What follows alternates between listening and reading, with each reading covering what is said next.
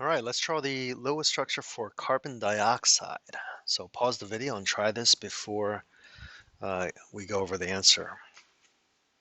All right, carbon has 4 valence electrons. It's in the group 14 or group 4A, and oxygen has 6 valence electrons, and there are 2 of them in carbon dioxide. All right, so 12 plus 4, I got 16 valence electrons to work with. Carbon is less electronegative, so that's going to go in the center, and we'll put the 2 oxygens surrounding it.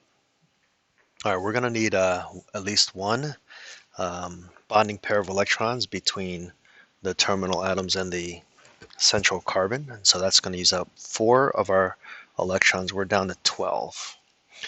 All right, we're going to get the octet going on the terminal atoms. All right, that's going to use the remaining 12. All right, oxygen is happy, and this one is also good. However, the carbon doesn't have an octet. It only has 4 valence electrons right now. So when we need more electrons in the central atom, we need to take a lone pair from one of the terminal atoms to make a multiple bond there. In this case, a double bond. And so we'll do that from each of the oxygens. And so you'll get carbon with a double bond to the 2 oxygens, and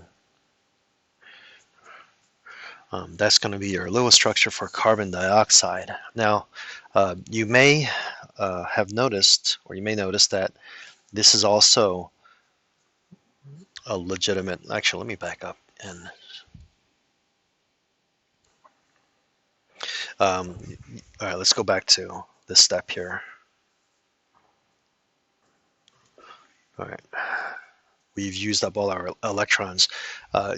You may recognize that we could have also moved 2 lone pairs from one of the oxygens to form a triple bond, and that would lead to also an octet on all 3 atoms. And then you can flip that around to get one more version. I'll do it right over here. So in other words, you could have put the triple bond on the other oxygen, and maybe gotten something like that. All right, so what I'm saying is there's 3 seemingly possible answers to this.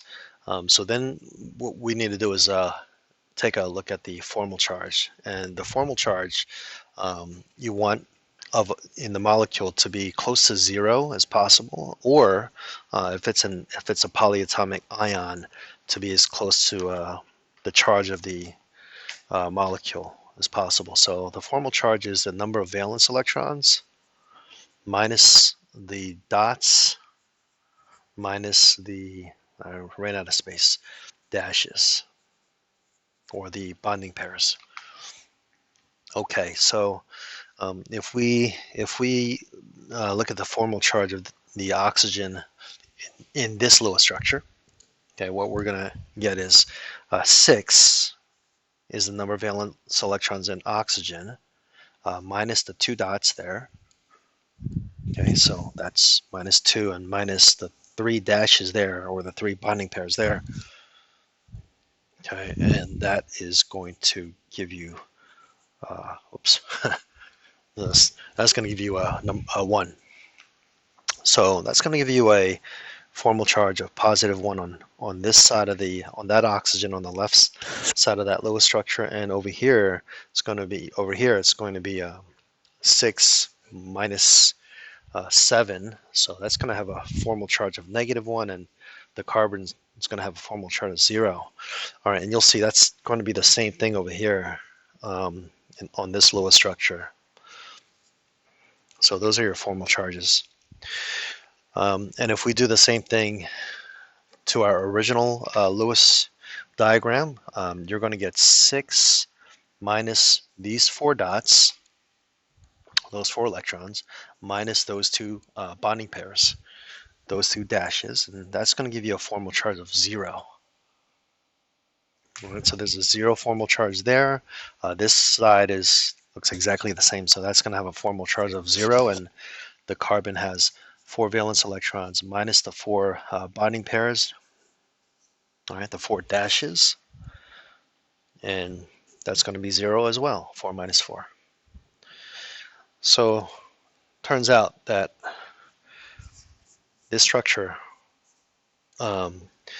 is the correct answer for the lowest structure of carbon dioxide.